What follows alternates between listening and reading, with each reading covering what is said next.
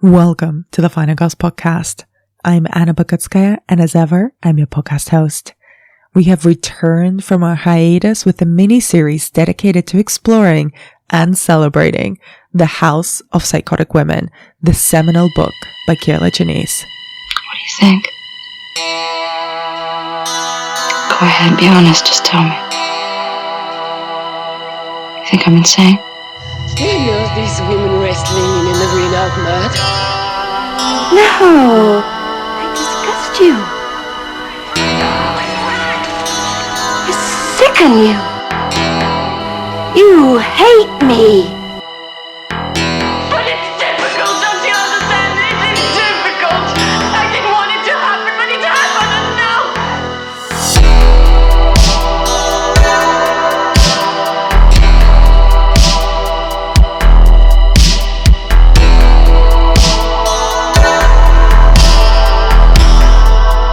Published a decade ago now, its ripple effects can be felt on a whole generation of film fans, filmmakers, and critics, myself very much included. Kier-la's book is many things, as is its author. It's a totem of film criticism, a comprehensive study of female neurosis on screen, a guide to horror films, and a memoir. Through its pages, Janice, who is an author, critic, film programmer, podcaster, publisher, producer, and director, investigates the figure of the psychotic women through exploitation and horror films. And it's through these films that she explores women on the verge, or in the midst of, a nervous breakdown. Women whose relationships have irrevocably damaged them. Women who scream and demand to be listened to. To celebrate its 10th anniversary, there is a UK-wide tour of film screenings and events with Kier-la herself, presented by the lovely folk from Matchbook Cine. I'll leave the link to these in the show notes, and if you're in Glasgow next weekend, I'll be up there hosting a conversation with Kier-la herself. Over the next 5 episodes of this series, I'll be talking to guests about the book, its influence, and some of the films featured in it.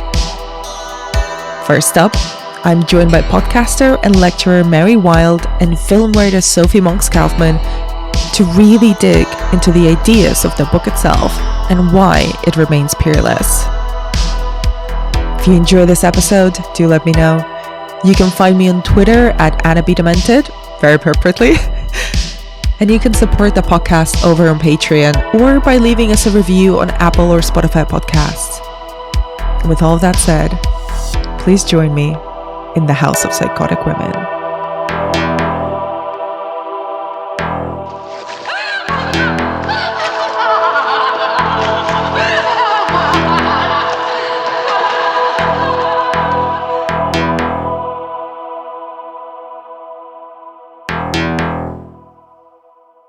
Mary, Sophie, thank you so much to both of you for having this conversation with me. I've genuinely been excited about it and looking forward to it since you both agreed to take part. I'm personally, and this whole kind of idea for this micro series is my own ode or love letter to the work of Kier-la Janice, and my personal love language is making podcasts. So here I am making a podcast. Before we dig into House of Psychotic Women and the book itself and its influence, I wanted to ask you to introduce yourselves. Give us a little bit of your own personal history with the book and your work, who you are. Sophie, do you want to start since it's your first time recording with me? Yes. So my name is Sophie Monks-Kaufman. I'm a writer primarily on film, but sort of oozing into other areas. I wrote a piece about having sex with a story for Cosmopolitan recently. And I myself am working on a book that is not a million miles away from House of Psychotic Women. And I have written a previous book about Wes Anderson. And, you know, like anyone in the creative industries in this day and age, we just have these portfolio careers and have done many different things. But in terms of my relationship to the book, I was trying to remember exactly when it was in space and time that I first read it. And actually, all I could really remember was just the feeling of reading it and like the revelation that it was even possible for such an intimate book about film writing to exist, and like above and beyond it being about horror cinema, which it is in incredible detail, it also kind of feels like someone just searching for the words to describe something that's already happening in her head, and that horror cinema is giving her the language to discover. And I just kind of like was so thrilled to sort of realize that someone had written this extraordinary book that was like about what it was about, but it was also what it was about living inside her head. And for me, that's always the relationship I have had with art and with cinema. And I hadn't really thought it was necessarily possible to write a book like that, because your entry point to the world are these like quite serious, stiff, scholarly writing where people kind of filter their perceptions through some sense of like neutrality. And I was so excited to read this book. So that was my discovery of it. Well, first of all, I want to say thank you for having me back on your podcast. Always an honor to be here.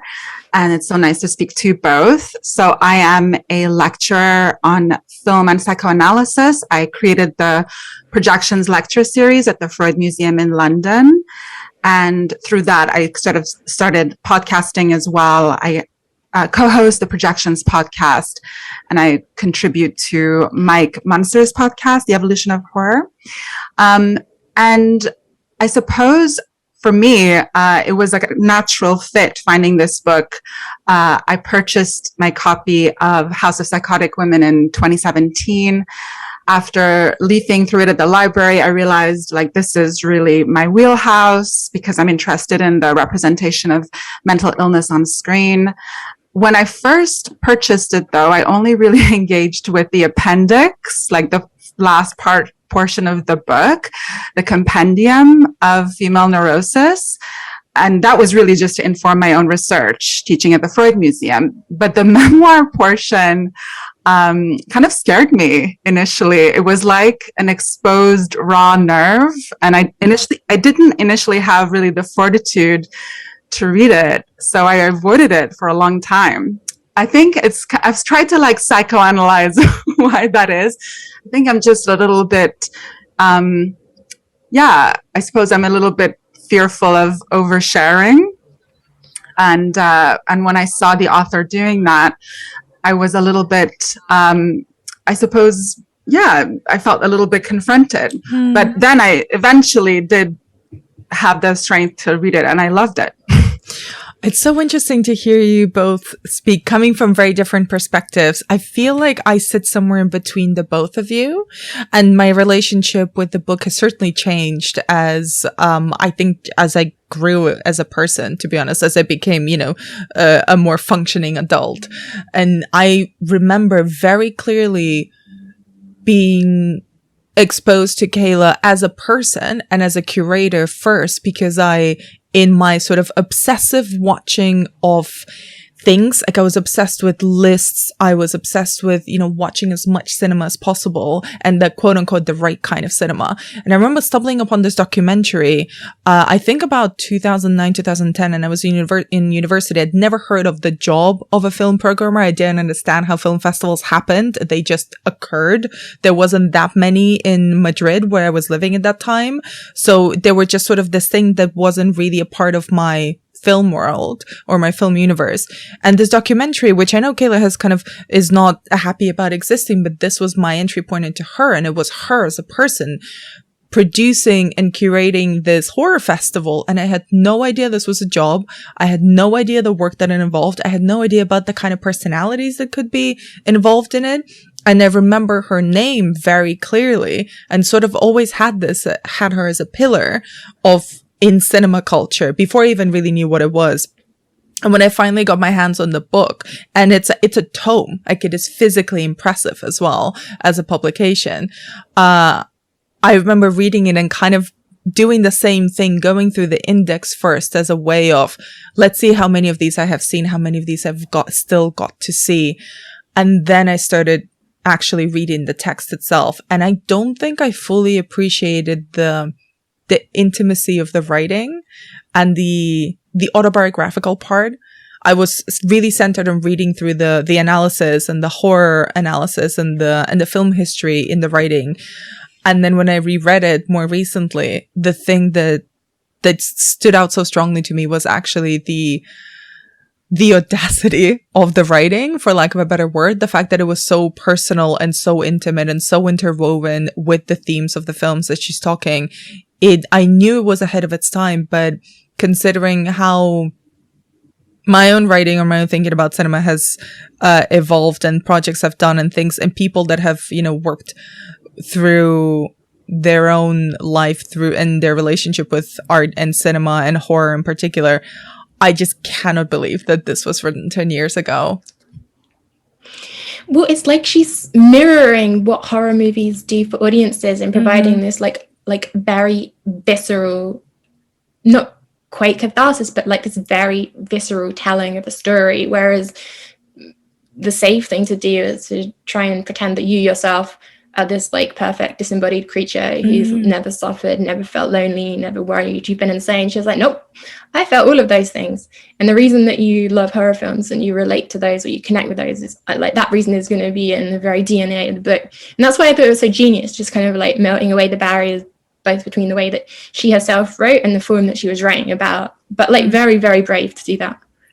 And can we talk a little bit about what this book, kind of why it stands out so much against other forms of film criticism? And Sophie, you kind of alluded to this, to this idea of the disembodied, perfect audience member. And I think a lot of the things that have always rubbed me the wrong way about film criticism is that there seems to be a tradition of, very, this is perfect, this is good, this is bad. But this book kind of completely circumvents all of that to create a very smart, very erudite form of film criticism that is also deeply personal.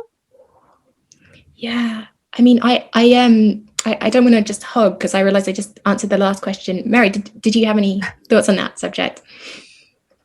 Well, yeah, I suppose what really strikes me is that,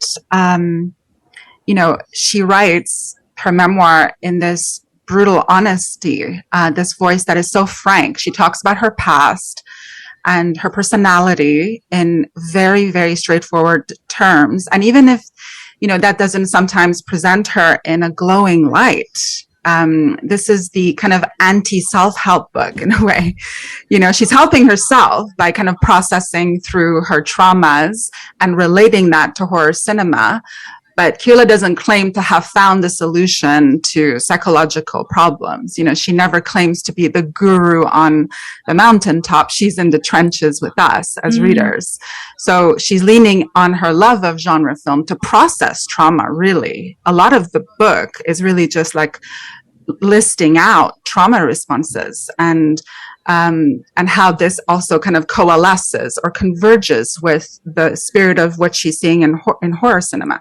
And this is very relatable to a lot of readers, I think. This is what really makes it different to other types of film criticism, because it is so subjectivized. There's not taking this distanced approach. Yes, and it a lot of art criticism in general, the writer positions themselves as some kind of like omniscient authority above the subject matter. She's just like, no, I'm part of the subject matter. This is like how I process my like unmanageable feelings and traumas and passions. Like I see it in the films, and so there's no like that hierarchy. And yeah, Anna, you kind of mentioned, because I guess we both have worked in this similar field of writing a lot of film criticism, and has your own type of writing become more daring as you've gone along? For example, like when we entered the industry, like for me it was about 10 years ago, like you kind of mimic to a certain point what's out there, or at least you feel like you kind of have to. And what was out there was like kind of like very sort of intellect driven. And in the last 10 years, I feel like there's so much more like identification going on. And I just, I'd be curious to know how you feel your writing has changed in that period of time since the book was published. I think I entered the industry roughly about 10 years ago as well, but kind of have reached writing in the last handful of years. I'm going to say roughly about 5, either through my programming and then really in the last couple of years, focusing a lot more, deciding to specifically to focus a lot more on writing. And what I will say is that what I've noticed and then deliberately started trying to work on a lot more is, and I always kept Kayla's book in the back of my head and always had it sort of in a position of visibility on my bookshelf that is right by where I work at my desk. Because they're those figures of authority that I always saw, and that as you're perfectly right, Sophie, when we first started, we kind of look at the position, the figures of authority, and we say, oh, this is what I guess I'm supposed to be like in order to reach those levels of success. And that applies to any type of avenue, right? Including writing. And the thing that I was obsessed with was that I kind of recognized myself in Kayla's writing is this obsessive desire to just see as much as possible. That the fact that if I can accumulate enough knowledge, I would be good enough. And it's the accumulation part that I kind of shed, because as I've written more and as I've seen more and I've kind of become much more secure in my own position or things or thoughts about film and about criticism, the thing that I'm most interested is in not whether it's quote unquote good or bad, is why is it interesting? Is it interesting and how is it felt? You know, I'm much more interested in critics or in writers or broadcasters who explain to me how a film made them feel, and whether, you know, even if they didn't personally like it, which is fair enough and kind of the most irrelevant thing for me, what would those feelings kind of work for someone else, or what sort of feelings they would elicit in order for someone else to decide whether they want to engage in that or not. Because this kind of very strict academic good, evil, or kind of bad or good kind of dichotomy just never seemed like enough. It never seemed like I could win at that. And it was also so much more interesting to hear and read people who were engaging with film and creating criticism that felt authored in a way. Like I feel like, even though I don't know Kayla that well personally, reading her book, you're seeing and getting to know so much of her. So you completely understand where she's coming from when she's engaging with film. And I feel like that's also been very important. The more stuff I've done around film criticism, be that in audio, written form, I felt the need to make it very clear where it was coming from. The fact that whether I liked it or not is actually the most irrelevant part of my experience of a film. It's what it meant and what it surfaced that felt like the most important thing. And I've been thinking a lot. I mean, obviously I think a lot about horror in general, but when I was writing my book last year, it also felt I kept thinking about House of Psychotic Women, even though that book is not about horror, deliberately not about horror at all. The one that I'm working on now is so much more thinking about why and how we experience horror films. And a lot of that comes from my experiences as a person and also my experiences of the industry. And this thing that I think I've been thinking about a lot, because I've been at this question endlessly, literally almost every single time that I meet a new person who doesn't know me and we end up talking about horror movies. And this is the key question in the book that I'm working on now, is like, what's wrong with you that you like this stuff? Oh my God, that's so annoying. I'm so annoyed instantly on your behalf. But it's deeply annoying, but I think it's also very telling. And I think that question, even though it's not explicitly asked in Kayla's book, kind of permeates it, because she's almost trying to understand, not explain, understand why this particular set of films speak to her so intensely. And I was wondering kind of what are your thoughts about the actual choices that she makes, the type of film, exploitation cinema, horror cinema, and also select kind of films that sit in between the art house and the horror. I mean, if I may go first, I find it really interesting how really it's what she's charting is at once a kind of definition of psychotic that is really important to actually touch on momentarily, if I may, because my understanding is that, when we're talking about psychosis, this is a diagnostic category that refers to, a disconnect from a shared reality. So example of that, like schizophrenia, hearing voices, hallucinating, etc. But the concept of the psychotic women, and I think what kier-la is more interested in really, is something that it's a concept that conjures up a specific image of someone unhinged, like transgressing the boundaries of polite society, a woman who's sort of invaded by an unknown, like dark force. And there's a strange, even erotic dimension to her condition, like an instinctual drive that really like animates her body in wild ways. And I actually, reading the book, and actually once I kind of got over my apprehension, whatever, with the memoir portion, and I really engaged with it, I realized that actually I don't really have a problem with the kind of mad woman concept of what she's really trying to figure in the book, because I think that she's argued in such a way that I anyway was convinced that the psychotic woman serves a positive function to express something beyond the realm of logic and rationality. Like there are modern pressures now for women to be super accomplished and controlled.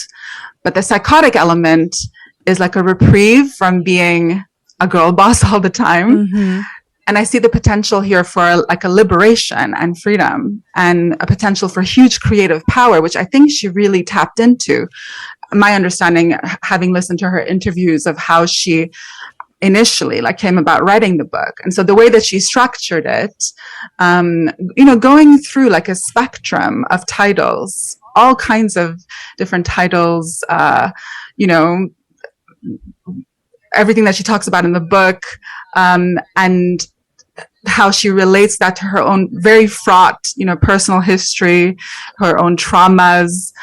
It's not really something that she objectively tries to prove, but somehow like alchemically through the process of discussing these things and being very open about her own life, that ends up becoming very prominent in the book, and it becomes the spirit of the book for me. Right.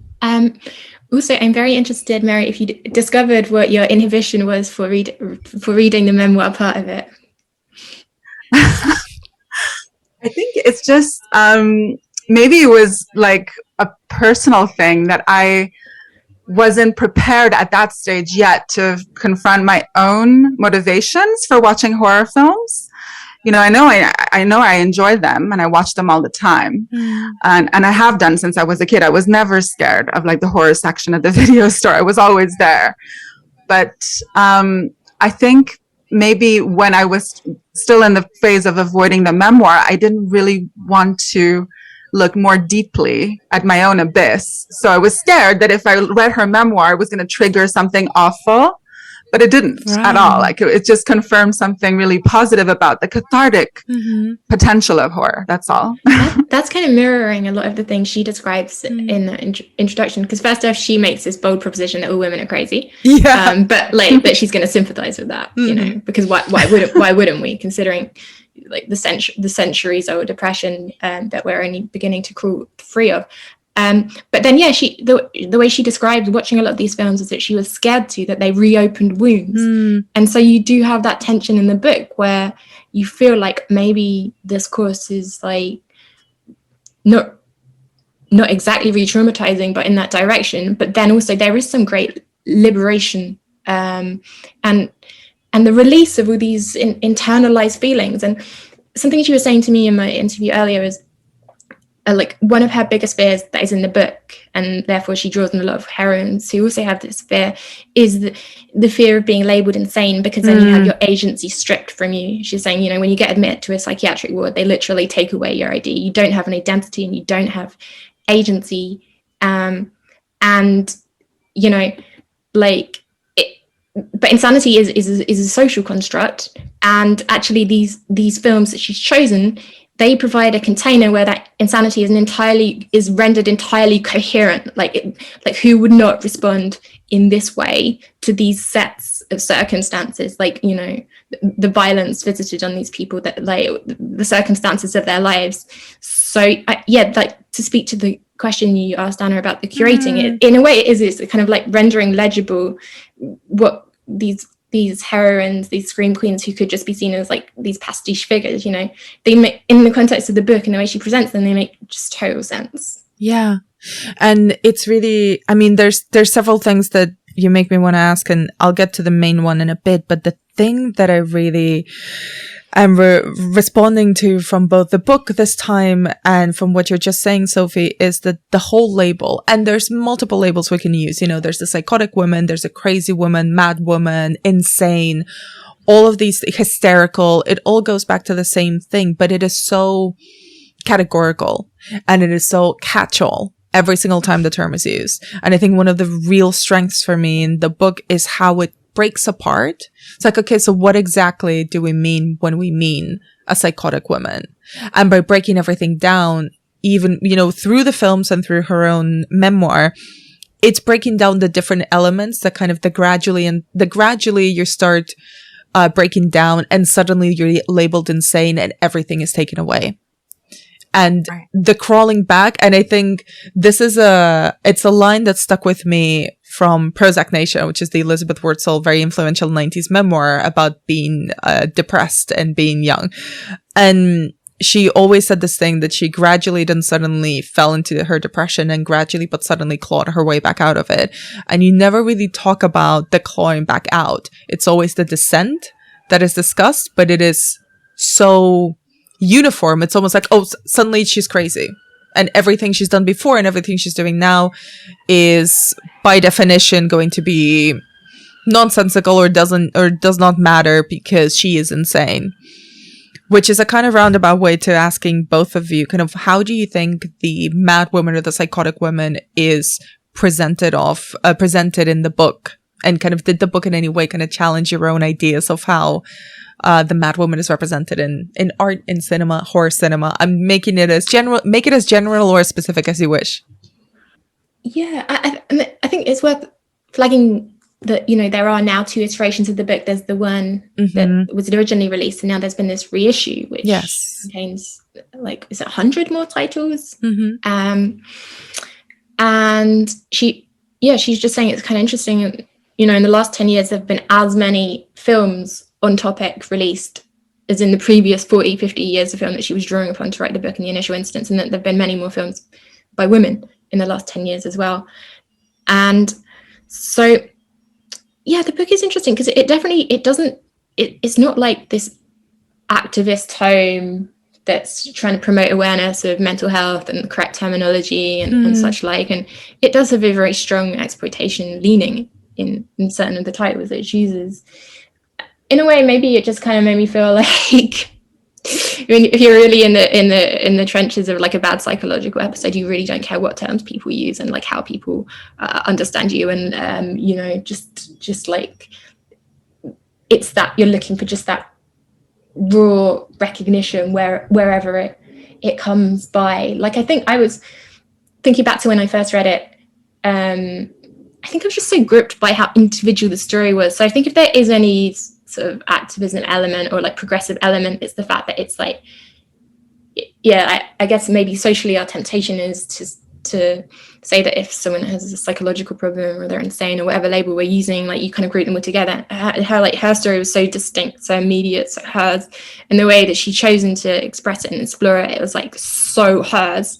So maybe it didn't so much change or challenge my perception of psychotic women. It just made me realize, like, you can tell a story about anything. I mean, if you've got the boldness, if you've got the audacity, if you've got the stamina to push through, you can tell a story about anything, no matter how taboo, like, no matter how revealing. Yeah, I agree with that. And I think, you know, looking back on how the book really sort of educated me in a sense on things that I was taking for granted in terms of this concept of the psychotic woman, and also the evolution of this trope in genre cinema. You know, I think she very masterfully, you know, charts how initially the psychotic woman started out in very crude shades and forms, you know, women going berserk, frantically breaking from convention. And sometimes the psychotic women were presented as cautionary tales, you know, shown in tragic light for what happens when we dispense with traditional patriarchal norms, or as we say in psychoanalysis, the phallocentric order. So in particular, I'm thinking of like Straitjacket, Repulsion, Black Narcissus, Let's Scare Jessica to Death, The Entity. I would throw Fatal Attraction in there as well. But the concept has evolved, in more recent times, and certainly since the book has been out from 10 years ago. I think that I'm seeing the psychotic woman as certainly, and I say this with utmost love and affection, crazy, but also unchained through the process of acting out. There's a paradox of finding strength and power in madness and vulnerability. So now I'm thinking of like Starry Eyes, Raw, Prevenge, Midsummer, Censor, and my all-time favorite, Black Swan. I don't know if you can see my poster. Oh, yes. So yeah, that's how I would answer that. Yeah, I like the idea of being unchained and unchained from the phallocentric order. And this is not remotely a Psychotic Women title, but I watched and I'm reading the book Women Talking, which is incredible because it's the whole conceit is this is a space for the female imagination. And yeah, the psychotic women in inverted commas are not as seen through the male eyes. She is like maybe this fetish object, she's this pitiable object, but you take that male gaze away, she can be anything you want her to be. And she mentions in the book at one point kind of the construction of the female realm, of these, and I think that applies to both her as an audience member, as a watcher, and also to us when we're reading this. We are, even if we haven't seen the films that she's talking about, the descriptions, the detail, the themes that emerge from them, we are seeing them kind of from it, or taking them in from our point of view. And kind of when I remember the feeling of reading this book is that she is creating essentially a cinematic universe that feels inherently female because it's being communicated through her eyes and through her vision. I almost don't care about who made them. Any of the, production notes or details about kind of the people involved in the actual makings of the film take such a back seat in my experience of the book. And I was wondering kind of what you make of the, what you think are, outside of the memoir aspect, outside of the liberation of the psychotic woman, the mad woman figure, kind of what do you think are some of the key ideas that surface in the book for you? Mary? Well, for me, obviously psychoanalytically minded, I'm very, it really strikes me the emphasis that she puts on her formative years. This is absolutely essential as in her methodology, and it makes it so different to other books. And it's worth kind of just mentioning some of the top line stuff that she mentions.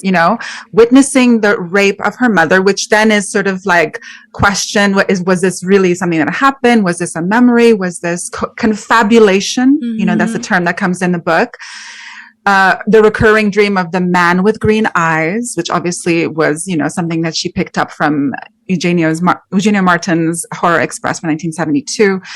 The fraught relationships with her two dads, identification with her stepsister Karen, becoming a juvenile delinquent, her exorcism. I mean, that's quite something.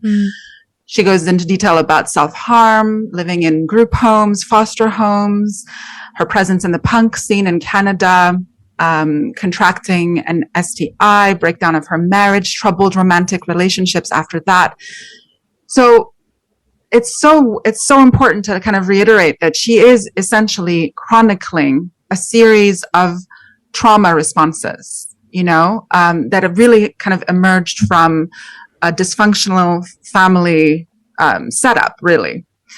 And she's very clear about that. But it also charts how kier-la created meaningful work in film.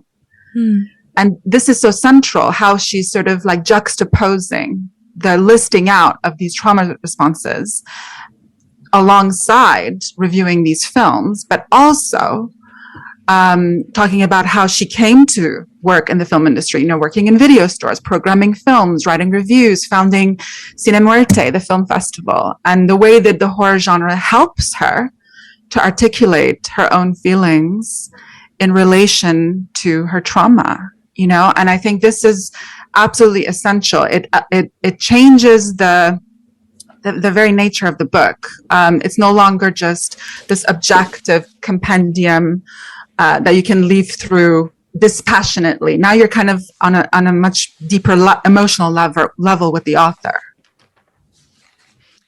Yes. I mean, I was struck, Mary, just listening to you now. I was like, is there something wrong with my brain? Because, yeah, that is what the story is about. But somehow, because it's woven around cinema and like specific tropes that one experiences in the brain, I kind of like, for some reason, it wasn't like I didn't notice all those things happened in her life. I guess I just got distracted by the like core emotions. So yeah, like I guess when I read it, I think about, I guess, themes like, the idea of being a delusional person in the world. And what does that do to your inherent need to express yourself and be understood and be recognized, and like where all that goes? Because one thing I love about the book is yeah, like that they're just like it's like raw emotion woven into both a memoir and a like a film curation.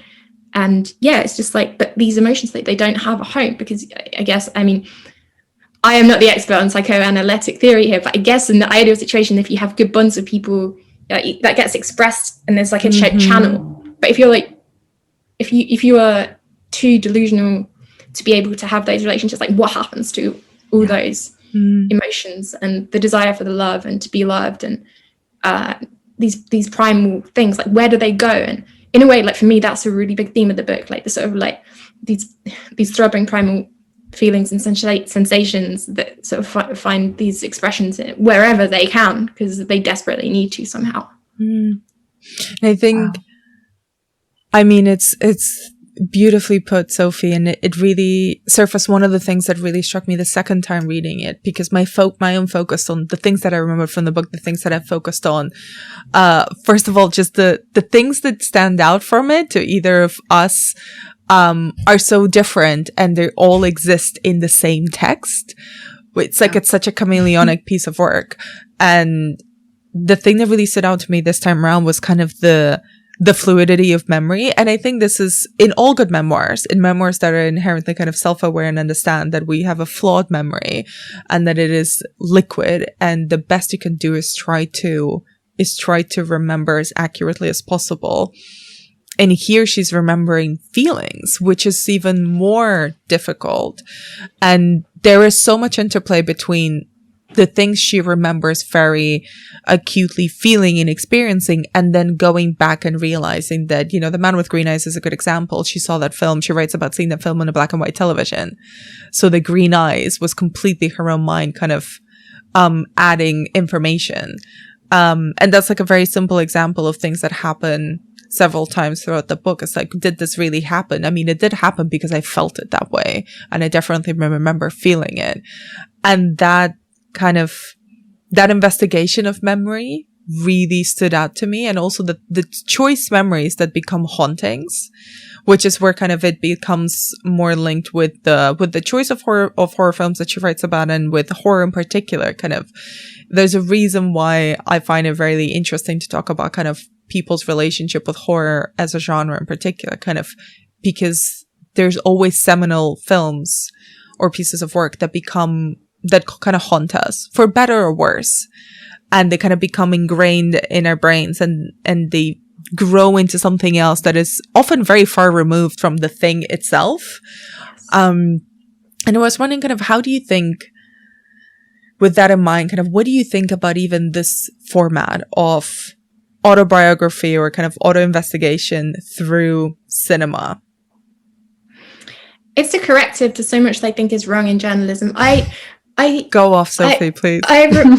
I did a journalism master's at City University, which is a revered institution, and I will never forget the day that a journalism lecturer just said, the word "I" has no place in your copy. Like, you strip yourself out.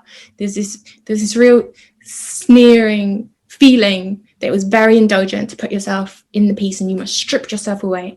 But I could not disagree more. I think, like you were touching on earlier, Anna, it's almost like that's your due diligence to put yourself in there so that your readers can see where you're coming from and decide if they're coming from the same place, if they're coming from somewhere else. To do the opposite, to strip yourself out, to position yourself as some sort of overarching authority, that I think is like very arrogant, it's very patriarchal, and it's something I feel so against that I've entirely forgotten your question.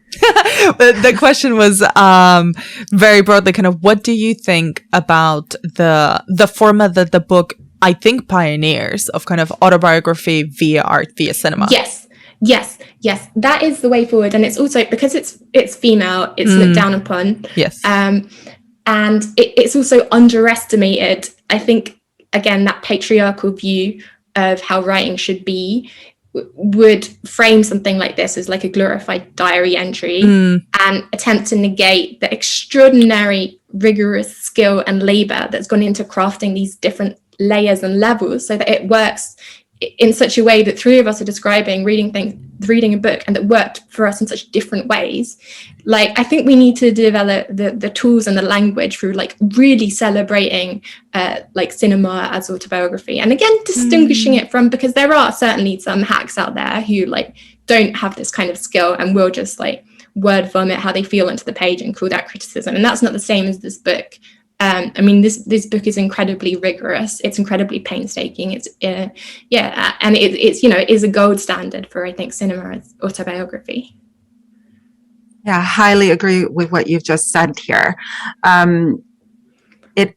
It's so easy to assume that because she's talking about personal experiences and because she is speaking in a kind of almost in like intimate language, it's easy to assume that it's just like sort of bearing her soul on the page is something.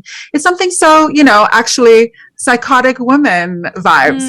Like she's just like splattering all these emotions onto a page, and she's like slapping a title on it, and it's a book. And it would be unfortunate if people were to view it that way, because actually it takes such a courageous mindset, first of all, to decide to look at your own personal history in such a diligent way, the way that she has, and in such a way that she captures the spirit of the moment without dwelling, and sort of for the book, to have at the heart of it this wonderful rhythm and pace where you feel the movement, you feel her kind of charted through her life. So there's a huge skill in doing that, first of all, not to mention bravery and the willingness to confront those things and not do so in purely a positive light, like really be raw and honest.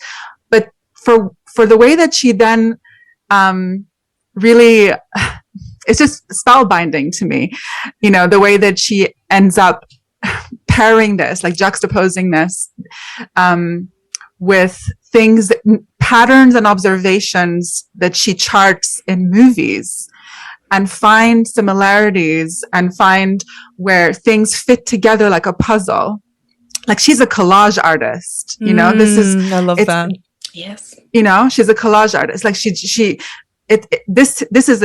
she's like an auteur. She's doing the same thing as, it's the same kind of process of finding something that you're obsessed with, you're preoccupied with, and seeing how it all fits together to tell a compelling narrative. And it's a work of art. It's really a masterwork. So it's highly recommended to anyone who really hasn't read it yet, picked it up yet.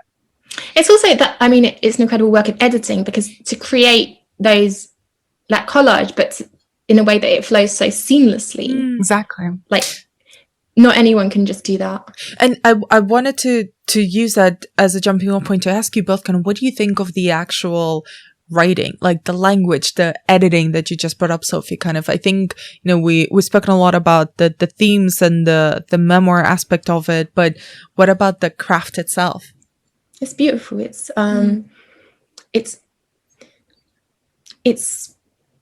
very precise, I would say. It's very spare.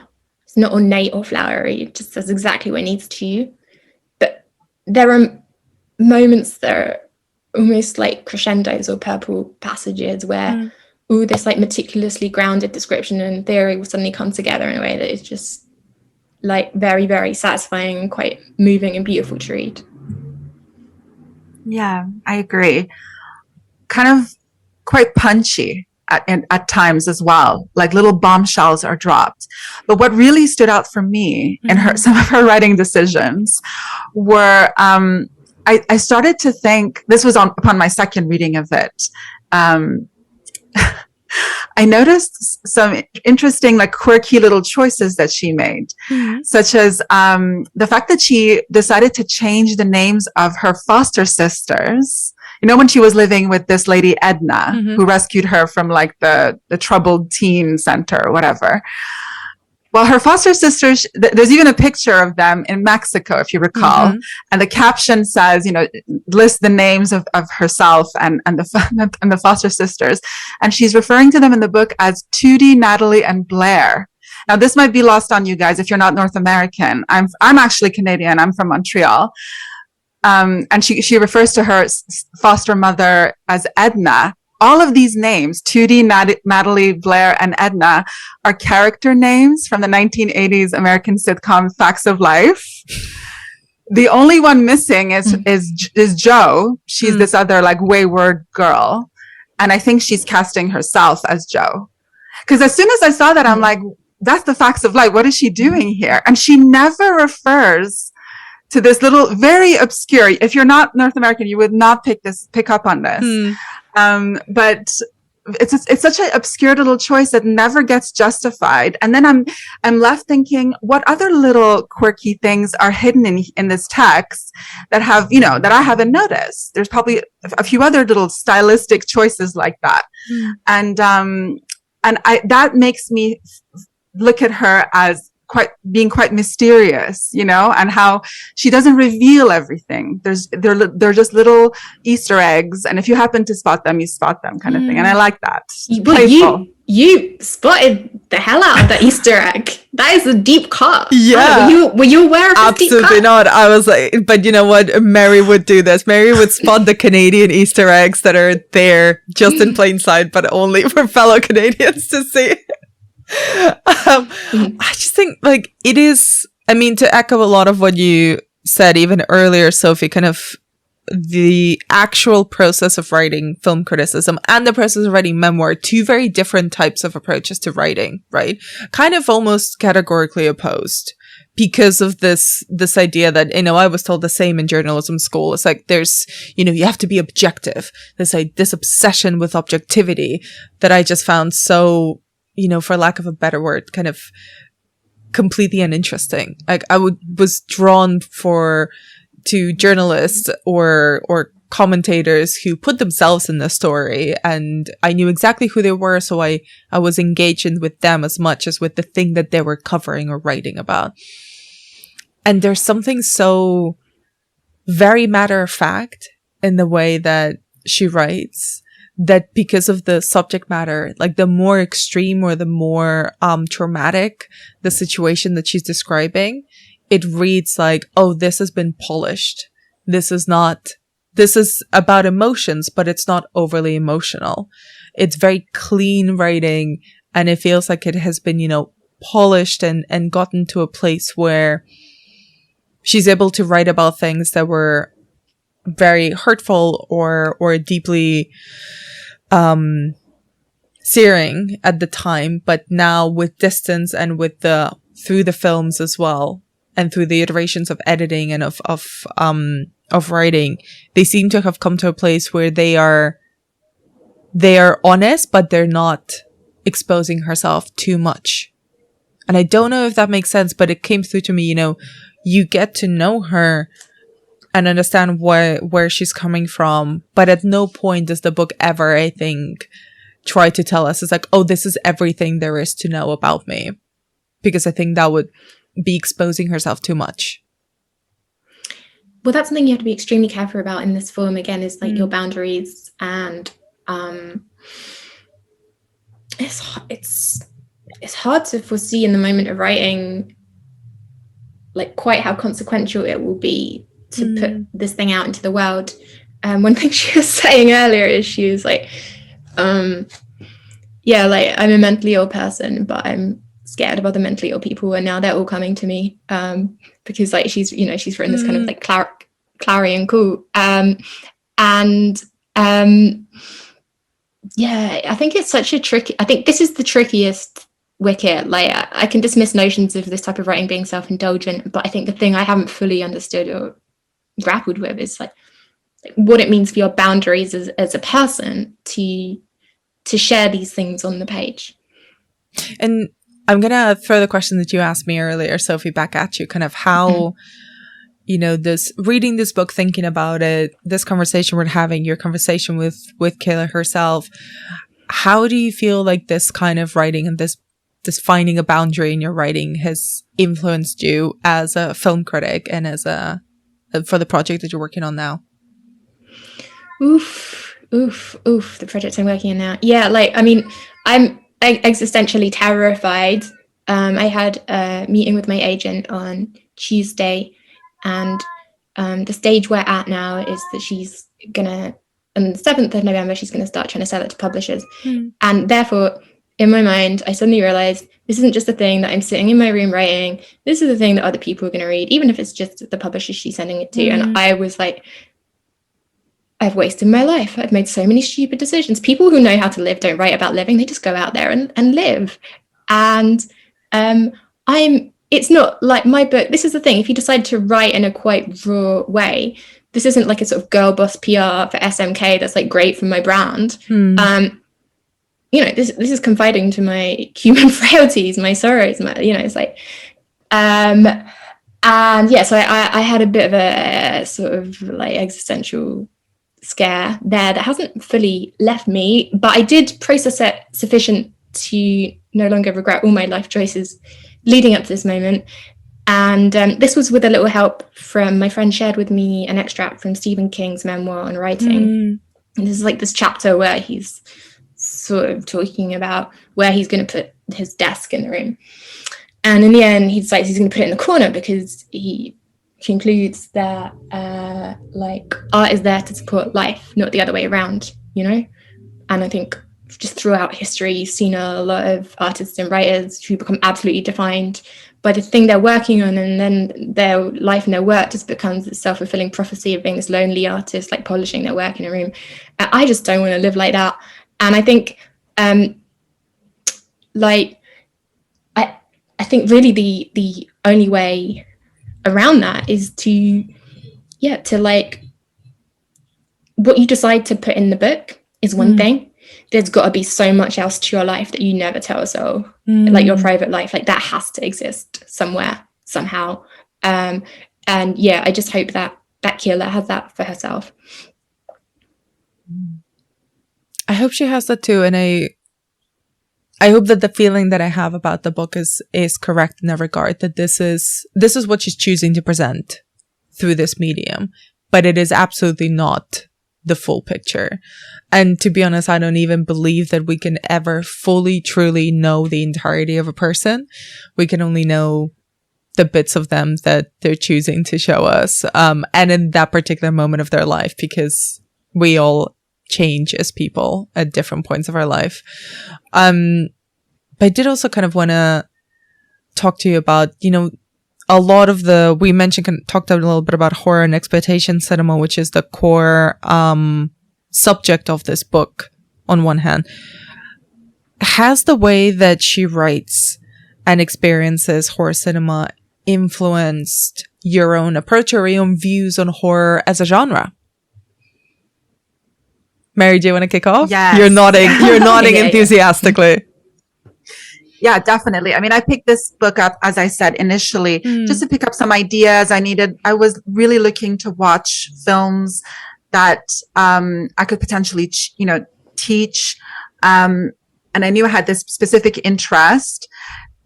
It was hugely influential to me, making me aware of titles I had not even heard of before.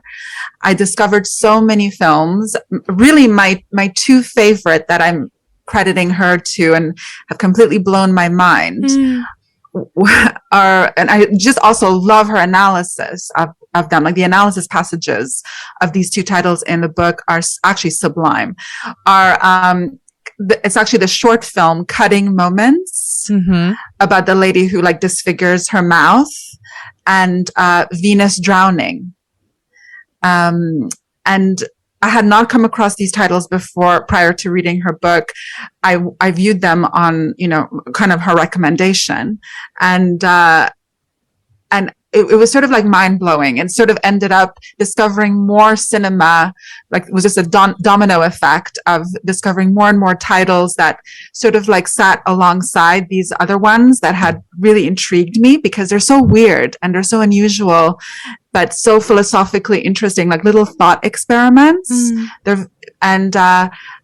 So that's been just hugely influential for me.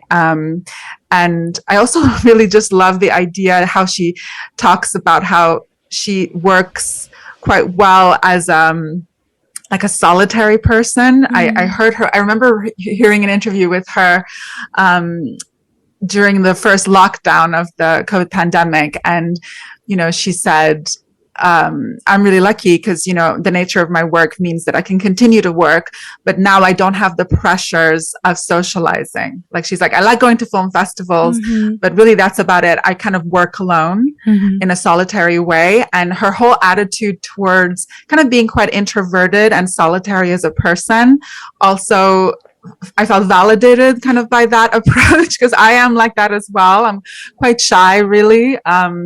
Like socially, and I like to mostly spend time alone. And so it's just kind of nice to know that other people work in this way. So it was sort of validating, confirming. The film that it helped me discover, Let's Scare Jessica to Death. I remember watching that film, and it's really beautiful. Like the way that it's shot, and the settings that, as with many films, like it's kind of, this woman is taken to convalesce in this very isolated setting, but it's like a stunning house, and just the level of performance from Zura Lampert as the titular Jessica being scared to death is like just captivating. So that I like, that's the film that I think about most from the book. But she directed me to Robert Altman's Images. Yes. Which, such a wonderful, eerie film. And it explores that oft used horror concept of the doppelganger in a way that's just quite atmospheric. Like, full disclosure, I'm not a horror expert. That's not necessarily my specialist subject in film, but the thing that I love in cinema and that I gravitate towards is these sort of like these atmospheres and these moods that are infused with so many different aspects. And those are the kinds of films that, when I was reading House of Psychotic Women, those are the ones I'm like, I want to watch that more so than necessarily the like hardcore exploitation films. Yeah. And I think you point out something really important to surface about the book, actually, Sophie, and it's the fact that as much as it does center and decides and kind of creates the boundaries of the sort of film that she's talking throughout the book, there is so much gray lines between the considered mainstream or the art house and the exploitation and the fully horror. Something like Images or Robert Altman's sort of female quartet, or I always forget whether there's 3 or 4 films, but there's Images, there's 3 women, there's Come Back to the Five and Dime, Jimmy Dean. And like, she talks a lot about La Ventura, the Antonioni film. Possession is both considered art house and horror. It is just plain weird, kind of sits in between.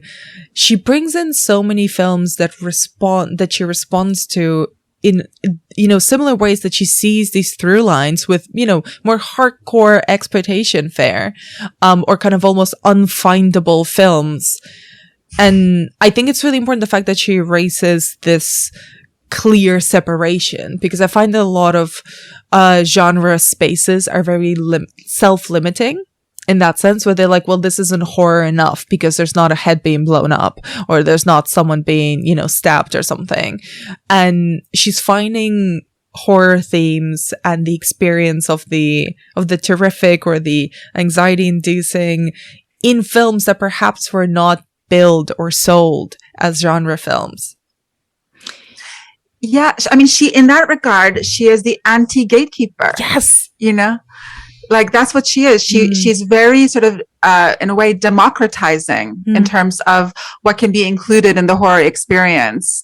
It's not this thing like, I mean, when there's a whole section where she talks about Alfred Hitchcock's film Rebecca, and how she relates this to her experience of feeling like she's haunted by the specter of ex-girlfriends, and then how this limits how she can feel close to her present, boyfriend. And it's spoken about in such like accessible terms that, you can find common ground with her along a variety of different titles. You can just tell that she's a cinephile. That's really like the buck stops there with her. She's not trying to paint herself into a corner with genre and like details and, well, it didn't have that trope, so it's not horror. It's just building this kind of landscape of what can feel unsettling and give you the heebie-jeebies. That seems to be her only like requirement, and if you can relate to that, then you have like entry point with her, and that's really nice. It's also, it's another tick in the column of not positioning yourself in a sort of like lauded intellectual terms where you have to sort of justify your inclusion of something. She's positioned herself perfectly to just like make choices based on vibes. If the vibe is correct, it can go in. And she said, like, not to keep banging on about the fact that I spoke to her earlier this morning. I feel like I've probably made my point enough at this point, but she kind of said, like, there is another book to be written, potentially not by her, where it is like kind of expanding out the psychotic women canon, even beyond the bounds of horror cinema. And I want to shout out to like who I would just immediately put in, like, the single greatest actress to depict a woman coming undone beautifully, like a dying star, Jenna Rowlands. And I was hoping you were going to bring up Jenna Rowlands. Thank you. And it's just an incredible line in Love Streams, where she's on the phone to her estranged husband who wants, frankly, nothing more to do with her. And she just says, I'm almost not crazy anymore. And I feel like maybe that's the impulse that all these psychotic women are reaching towards. And they're almost not crazy anymore. I'm really glad Jenna Rowlands made it into this conversation somehow. But as we kind of start wrapping up this conversation, I wanted to ask you, and please interpret this question as openly as you wish. Kind of, where do you see the influence of House of Psychotic Women? Be that on, films, be that on your own work, writing, podcasts, kind of, I don't know, festivals, kind of, where do you see its legacy 10 years on? I can go first. Go ahead. If you don't mind. Yeah. Well, I know for a fact that the directors of The Untamed and Starry Eyes gave copies of the book to their lead actors, their actresses, to prepare for their roles. And so the book has been officially used as a toolkit in this way. And kier-la has also said, from what I've heard in interviews, that filmmakers have found the book useful to help them imagine themes and motifs they want to actually create and develop. So it's been actually practically used as like a, as a mood board. So, to kind of capture a mindset or a mood or something, that has a little bit of dynamism to it, a bit of fluidity and ambivalence. It's not just one specific thing, it's always sort of like moving. And the book is really, it's like a hologram like that. It's such a shapeshifter, and it's always kind of in flux. So I know that has been practically useful as an influence on others. But, I see it as also kind of being part of a wider cultural trend. And I can't say for sure that I know this person has used House of Psychotic Women in her own, creative practices. But I think I noticed like a similar trend. There's a YouTuber that I follow. She's quite big, she's got a couple of million followers. Her name is Anna Akana. Do you guys know her? No. Anna Akana. Well, I mean, yeah, she's interesting. She's worth checking out. She writes like comedy sketches mostly. And she writes music. She's sort of like, she does a lot of stuff. But what I find where I see that she does a very similar kind of work to Kier-la is, she subjectivizes a lot of things. She had a very troubled past. She has a lot of family trauma.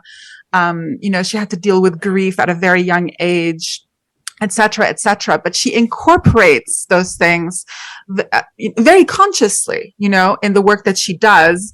And she has a tendency to, like drop these little bombshells, personal issues that she's struggling with, and they're still not resolved. She's still in therapy.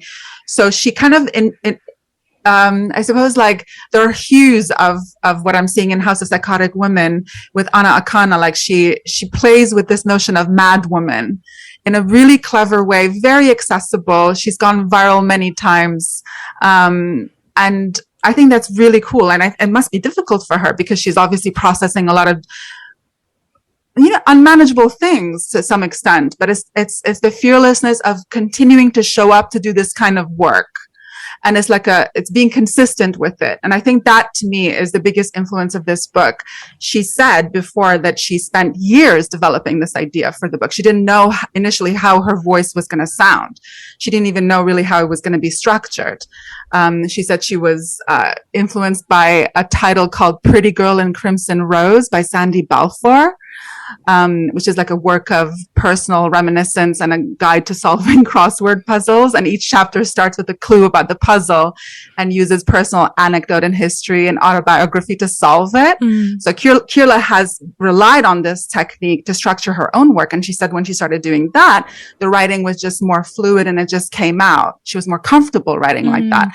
And I think this is generally a bigger theme that we're experiencing in the culture where people feel they have more of a license to incorporate those kind of like difficult to bat away issues and actually say, you know what, I'm actually going to use this as a material in my work. I'm not just going to try and repress it because that's getting me nowhere. This is coming into the work.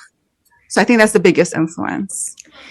Yeah, I mean, I can't give quite a sort of comprehensive and sort of like on-point genre-wise answer as Mary just did. Like, that was incredible.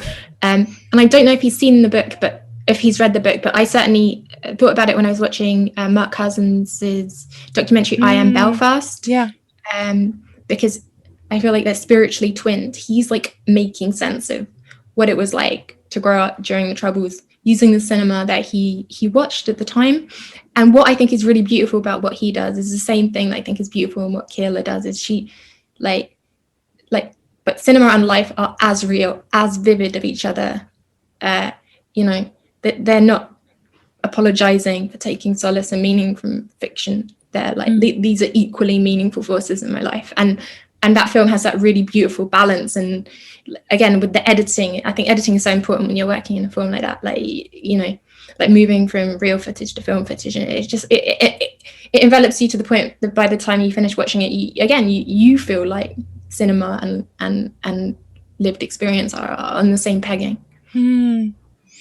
I think those are both very beautiful comparisons. And I do wonder if Mark has read this book, because his work is a lot of, how he experiences cinema and his various journeys through it. The other book that I thought about, which I think I found at similar times as I discovered kier-la's work, was Martin Scorsese's A Personal Journey Through American Cinema, and then the Italian variation, A Personal Journey Through Italian Cinema, which were, I think, the other way around. There were documentaries that got turned into published books.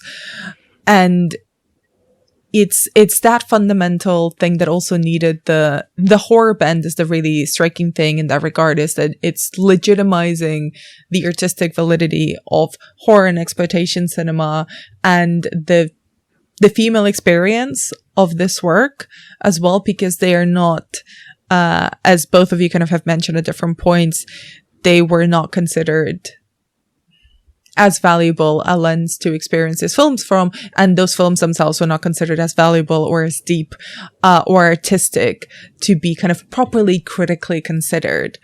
And it, like, I know personally, just her work has been probably the most defining influence in my own work from every single possible angle, on the curation side, for my work as a programmer and my thoughts on programming as a practice anyway, and most definitely on my vision and kind of the sort of work that I've done through the Final Girls and in writing as well, is just trying to marry scholarship without it becoming pedantic or prescriptive for people, but rather coming from a place of both that is both empathetic and deeply personal.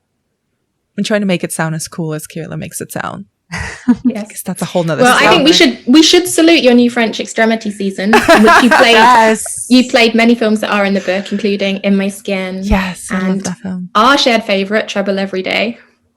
It's very true. Yeah, and I should shout out the beautiful twinning of Sophie's Claire Denis season from a few years ago that also happened at the BFI, where I introduced Trouble Every Day, and then Sophie introduced Trouble Every Day at the New French Extremity season, which was just amazing. The most wonderful extreme exchange the BFI has ever seen. Yes, exactly.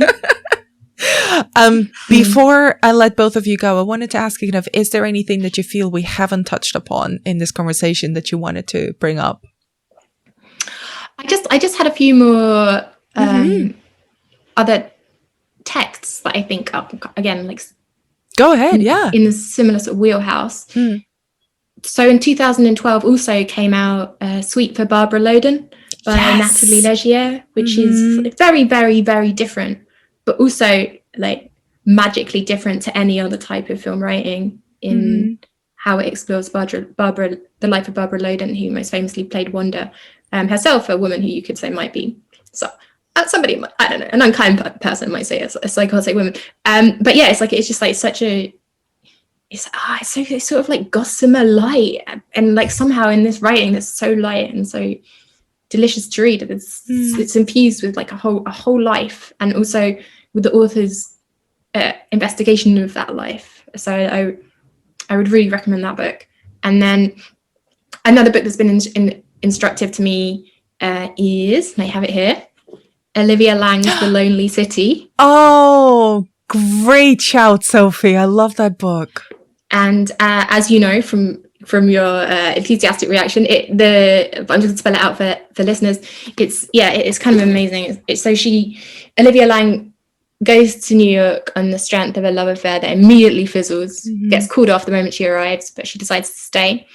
And while she's there, she researches New York-based artists who have depicted loneliness or been very lonely. And she wends this very, very brilliant, fascinating exploration of their work into her own experience of being in New York and being very, very lonely. And beautiful book. Beautiful book. It is gorgeous. And I'd like to shout out, kind of in that same vein, outside of horror really, and more on the memoir side, is in general the work of Annie Ernaux, who has just won the Nobel Prize for Literature. But the way that her books are often very, very short, very scanned, and her nonfiction certainly deals a lot with her life, but with memory and with the very act of writing memory.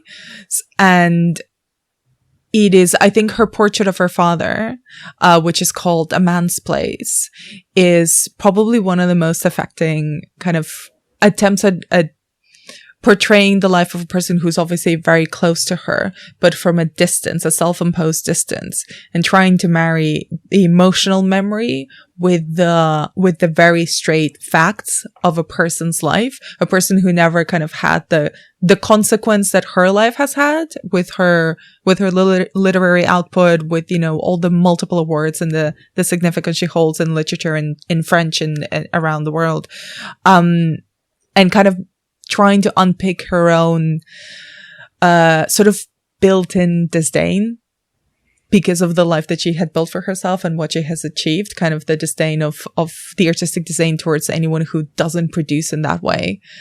I think all of her work is extraordinary, but that in particular I thought was so incredibly challenging, just to herself, even as a person, and definitely as a writer. I'm going to order that after this recording. Also, just to shout out that they played in Cannes the Super 8 years. Yes. Which was like a film. Written and co-directed by her. Mm. Yeah, I felt I was rapidly championing that film and was lucky enough to be able to program it for the now defunct Edinburgh Film Festival. Oh, God. That's devastating news. I can't actually believe that's happened. Yeah, I am in a state of rage and shock. But not to end it on a downer. Yeah. Because we've had such a beautiful conversation. I just wanted to thank both of you for your thoughts and for having this chat with us together. Oh, I feel like I've gosh. discovered new layers in a text that I already deeply loved. On the note of alchemy, I feel like this was a really good alchemy. I'm so happy. This happened. I also, I know I've already texted this to you, Sophie. I had no idea you were a fan of the book, and I'm really happy that I discovered that about you. Yep, love it. And before I wrap up, for anyone who wants to discover more of your work, where can people find more of your work online? Oh, I mean, do they have to? I don't know that I would recommend that they do. But if wait for my book, it's going to be so good. Like, just like give it a year and a half. But yeah, I do. I don't know. Like, I'm not very good on Twitter. I'm my own worst enemy on Twitter. I should probably go private. I'm sure I've done some things I'm proud of. Jesus, Anna, help me out here. I'm drowning. You can find Sophie's beautiful writing on film. A lot of it in Little White Lies. Mm-hmm. Sometimes for you've written for Cosmopolitan, BBC Culture. Yes. The BFI, Sight and Sound. Yes. You can find Sophie on Twitter at So Far So Good. So many places. And I've got my interview with kier-la will be in IndieWire for Scream Queen Week. Oh, Do I know when fabulous. Scream Queen Week is? No. But it should be, I guess, close to Halloween. And there will also be essays on Pet Sematary with an interview with Mary Lambert and about interviews with the cast members from Antichrist. So IndieWire for Scream Queen Week. Come get your goodness. Amazing. And what about yourself, Mary? Well, I've got a new course lined up at the Freud Museum London. It is an online course, so people can join internationally, and it's on women in horror films. So it's the one that I teach every year for them around Halloween. It's actually going to be taking place on the 30th and 31st. All the details of that are on the Freud Museum website. Apart from that, I am a teaching fellow at the Global Center of Advanced Studies, and I produce, obviously, podcast work on Projections Podcast and Evolution of Horror. I also do produce exclusive content now on Patreon, and I know Anna's joined my Patreon. I'm absolutely honored to have you there. Thank you so much. You can find me there on patreon.com/Mary Wild. And if you're on Twitter or on Instagram, my handle is the same on both. It's PsychStar. Excellent. And for everyone who listens, me say this every single week, you can find me at the, now I realize, very appropriately named handle. You can find me on Twitter and Instagram at Anna B. Demented. And I will be mostly living in the BFI South Bank during October, November, and December, while the In Dreams Are Monsters season, which I co-curated, will be playing. And that will also take part all around the UK. So it's going to be horror month for 3 months for me. There you go. Amazing. Thank you both again so very much. Thank you so much for having us. This was great. This is really good. I'm really glad to hear that.